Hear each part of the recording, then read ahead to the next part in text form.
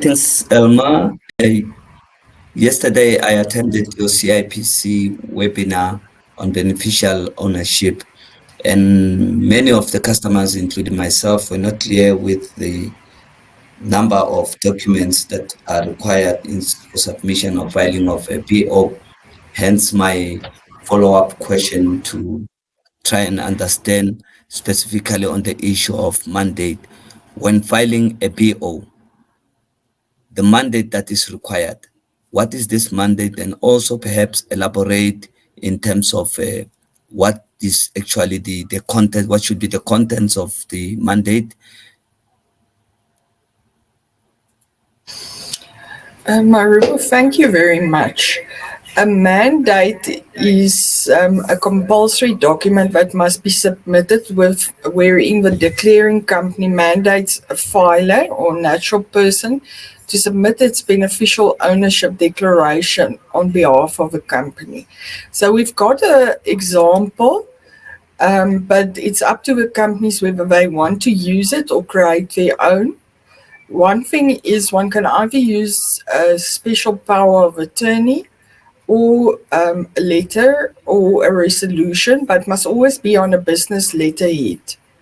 It must include, as part of a letterhead, the full name of a company, the registration number, the place where it is registered, for example, South Africa, the registered address of a company.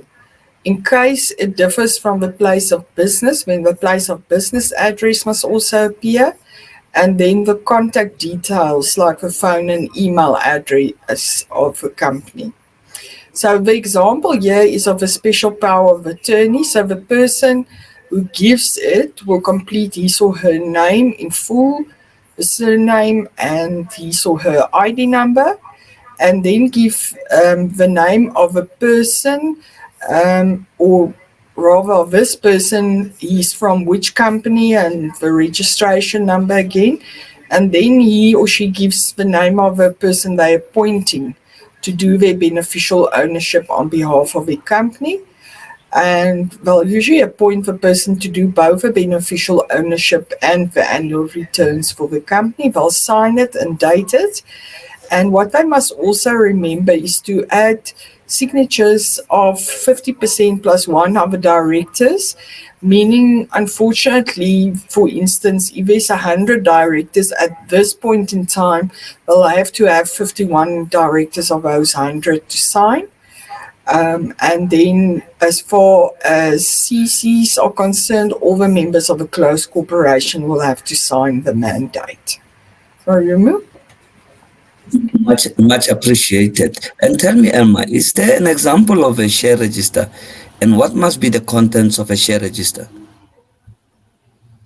We can give an example of a share register. Once again, it's just an example. So companies are allowed to create their own format.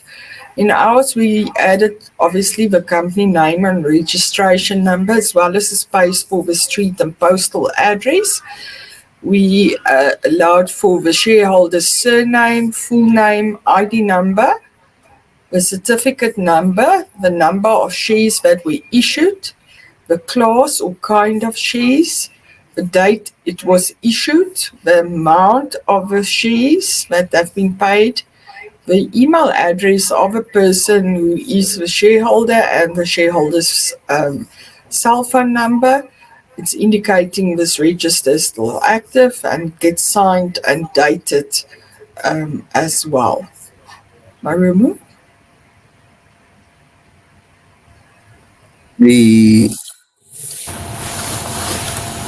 issue of Securities Register was also quite a bit confusing in terms of we really need to understand what is actually a securities register, and also tell us what should be the contents of such a register.